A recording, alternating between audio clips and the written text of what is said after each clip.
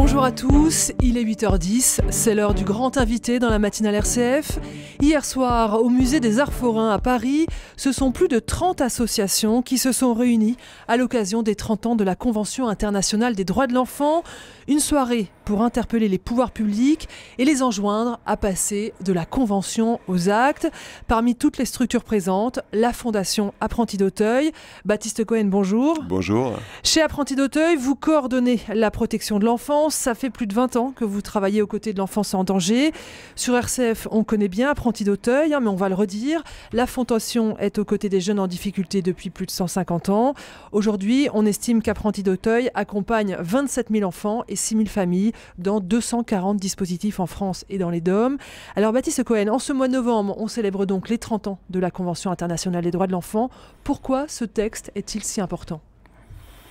Ce texte, il est important parce qu'il nous rappelle que l'enfance a quelque chose d'universel. Et pour agir devant les problèmes de la jeunesse, devant les difficultés de la vie, les difficultés des familles, devant la grande pauvreté, parfois devant la souffrance, y compris devant la maltraitance, il faut revenir à nos racines. Et nos racines, c'est que l'enfant représente quelque chose d'universel. D'ailleurs, c'est vrai... Et on est ici à RCF, c'est vrai sur le plan spirituel, c'est vrai sur le plan démocratique, c'est vrai sur le plan républicain. On doit aux enfants ce dont ils ont besoin pour devenir des adultes et prendre leurs responsabilités, construire leur liberté petit à petit. Les enfants ont des droits ? Les enfants ont des droits, ce qui signifie que les adultes ont des devoirs. Et la première chose qu'il faut rappeler, c'est que la Convention internationale des droits de l'enfant, c'est une convention, c'est du droit, c'est un instrument juridique, mais c'est un rappel que les enfants ont besoin de nous. C'est d'abord ça le sujet. Ils ont besoin de nous. Donc ils ont besoin de nous, ce qui signifie que si on met des enfants au monde, on accepte de leur donner un certain nombre de choses, de la sécurité, de l'éducation, de protéger les liens avec leur famille, de leur permettre de s'exprimer, etc. Alors justement, est-ce qu'aujourd'hui, les professionnels de l'accompagnement des enfants et des jeunes, est-ce que ces professionnels sont formés à la question des droits de l'enfant ? Je pense qu'il faut dire que oui. Ça n'a pas l'air d'être évident. Non, mais on serait tenté... La question du droit est une question très compliquée parce qu'elle est à la fois très technique sur le plan juridique. C'est un instrument juridique, une convention internationale. Aujourd'hui, on se parle tous les deux, on se rencontre, c'est la première fois. On n'a pas besoin de savoir dans quelles règles de droit on le fait. On se rencontre, c'est-à-dire vous faites votre métier, je fais le mien, et on essaye d'expliquer pourquoi on fait ça. Ça a du sens. Ça a du sens dans une société qui a besoin de sens. Et les familles, les enfants ont d'abord besoin qu'on les aime. Ils ont d'abord besoin qu'on les aime. Ça, c'est pas écrit dans la Convention internationale, mais c'est ça dont ils ont besoin. Après, comment on fabrique de l'amour quand des enfants et des familles ont rencontré des grandes difficultés ? C'est tout le problème. C'est tout le problème. Il faut fabriquer de la confiance, il faut fabriquer des temps d'écoute, il faut fabriquer des temps où les jeunes peuvent s'exprimer, peuvent prendre part à leur propre vie. Il faut leur donner la possibilité d'apprendre, même quand ils résistent aux apprentissages, parce qu'ils ont été blessés, ils rejettent une école qui les a rejetés aussi, etc., etc. Baptiste Cohen, Apprentis d'Auteuil, avec une trentaine d'associations autour de la protection de l'enfance, vient donc de proposer au pouvoir public 12 actes visant à mieux garantir les droits de l'enfant. Et votre constat est clair, en France, le compte n'y est toujours pas en matière de respect des enfants. Cette convention signée il y a 30 ans, c'est donc toujours pas une réalité pour tous les enfants de France ? Non, c'est pas une réalité, effectivement, pour tous les enfants de France. C'est valable aussi dans le monde. Les enfants, mais les injustices... La société fabrique en permanence de l'injustice. Donc nous, on est là, au nom des droits de l'enfant, pour dire attention, les enfants sont particulièrement sensibles, vulnérables, et aux injustices, et à la grande pauvreté, et aux migrations, et aux difficultés de santé. Donc les difficultés réapparaissent toujours sous des jours nouveaux. Aujourd'hui, par exemple, dans le domaine de la santé, on se rend compte que les enfants qui sont, plus ils sont en difficulté sociale, plus ils sont en difficulté familiale, plus ils sont en difficulté scolaire, moins ils ont accès aux services de santé dont ils ont besoin. Moins ils ont accès aux services qui leur permettent de faire face à leurs troubles psychologiques, aux troubles du comportement. Donc, le besoin des jeunes, c'est qu'on les accompagne au moment où leurs difficultés apparaissent. Et puis, effectivement, le besoin d'une société, c'est de fabriquer des instruments pour cette prise en charge. Alors, Baptiste Cohen, il y a quelque chose qui est flagrant en matière d'injustice envers la jeunesse. C'est depuis quelques années, les bidonvilles, les campements se sont installés dans les interstices de nos agglomérations et des enfants y vivent, on peut le voir, hein, dans des situations extrêmement précaires. Le risque, c'est qu'on s'habitue à ce que certains enfants n'aient pas les mêmes droits que les autres en matière de logement. Des enfants, mais aussi des familles. C'est vrai que la Convention internationale dont on parle est celle des droits de l'enfant. Et évidemment, dans notre métier, une grosse partie de l'activité consiste à aider les familles, à aider leurs propres enfants. On n'est pas en train de dire qu'il faut séparer les enfants qui sont en difficulté pour s'occuper de leurs droits. Il ne faudrait surtout pas les retirer aux familles pour cause de pauvreté. Donc l'objectif, c'est d'aider des familles entières, quelquefois des communautés, des groupes, des lieux de vie, des groupes de vie, je veux dire. Donc, aider les enfants, c'est faire en sorte que les lieux dans lesquels ils ont besoin de vivre, et la Convention internationale d'ailleurs dit bien que le maintien des liens avec la famille est un droit fondamental de l'enfant, sauf dans des situations où la famille est maltraitante. On y reviendra. Mais maintenir le lien familial, ça doit être une priorité ? Bien sûr, c'est une priorité. Alors après, la difficulté, c'est qu'on est dans un État où les choses sont très organisées, très réglementées. Il y a des politiques spécifiques pour les droits de l'enfant, il y a des politiques spécifiques pour la protection de l'enfance, il y a des politiques spécifiques pour la prévention des violences et des maltraitances. Mais la famille, c'est un droit pour chaque enfant. La famille, c'est un droit, mais ce qui veut dire qu'il faut apprendre à travailler avec des familles et pas seulement à s'occuper des enfants. On peut prendre des exemples. Une famille qu'on rencontre parce qu'elle a des grandes difficultés éducatives, elle n'arrive pas à faire face aux besoins de son enfant, les problèmes de santé sont manifestement pas réglés, les problèmes de scolarité non plus.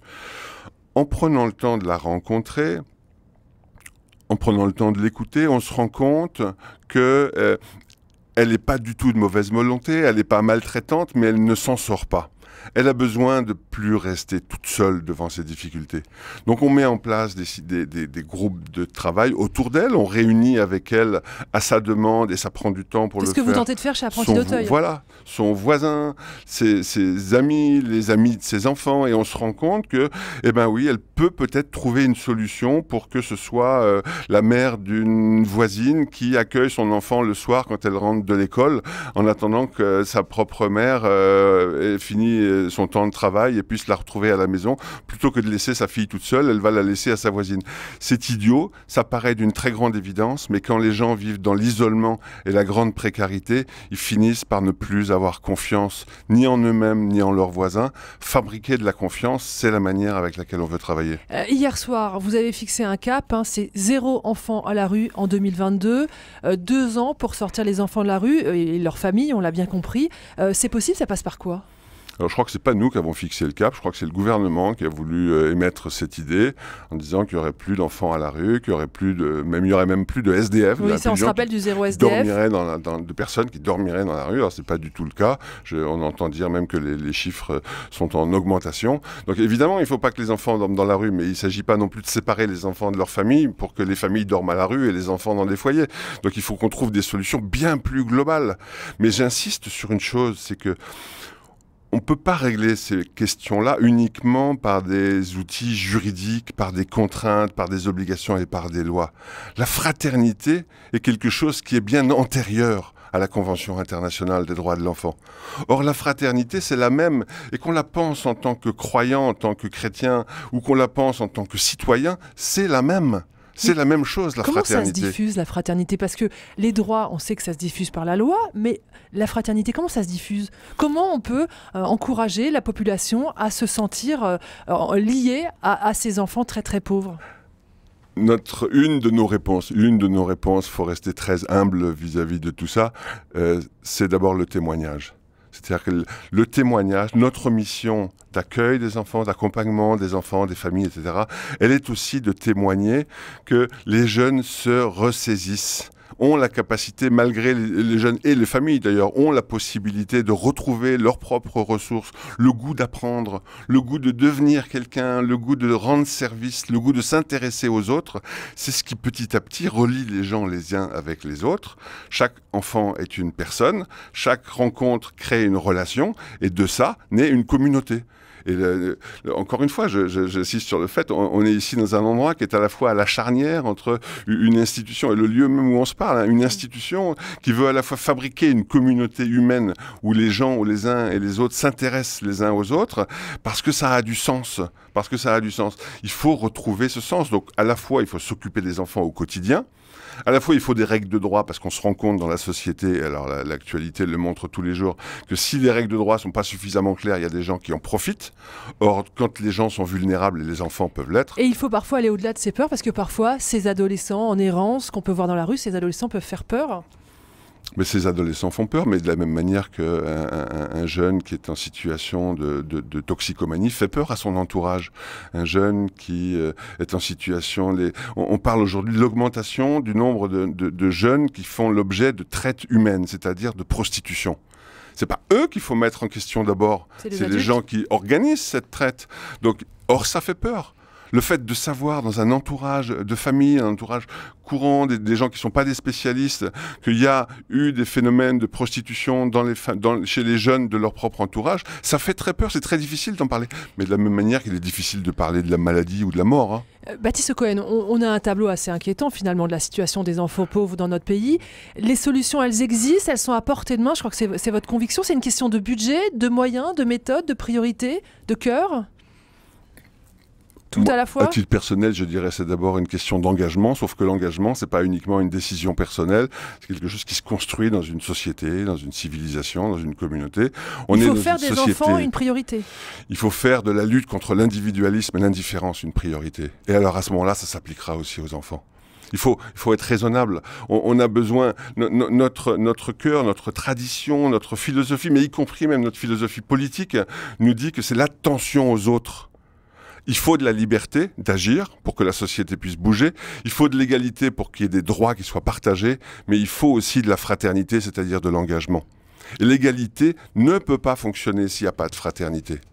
Adrien Taquet, le secrétaire d'État chargé à la protection de l'enfance, a dévoilé hier 22 mesures pour mieux protéger les enfants. Ça vous paraît intéressant, suffisant ? Suffisant, c'est compliqué parce que lui, il est obligé de prendre des mesures en tant qu'homme politique parce qu'il y a des comportements qui dans la société ont lieu et qui ne devraient pas avoir lieu d'être. Qu'est-ce qui fait que des enfants sont maltraités? Qu'est-ce qui fait que 40% des violences sexuelles en France sont contre des mineurs? C'est juste invraisemblable. Donc effectivement, il faut retrouver le goût d'une raison, mais la raison, elle est liée au sens que ça a, c'est-à-dire que les enfants ont besoin d'être protégés et pas d'être utilisés.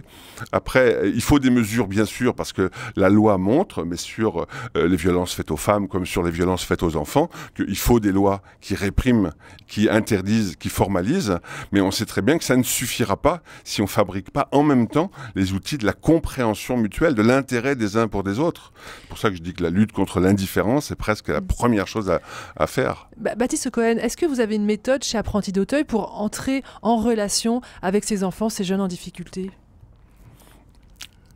Alors, c'est pas une méthode, parce que ça se saurait s'il y avait une bonne méthode. C'est pas une recette magique. C'est pas une recette. On a un projet éducatif qui nous donne des clés et qui font qu'on peut ensemble se donner des règles communes.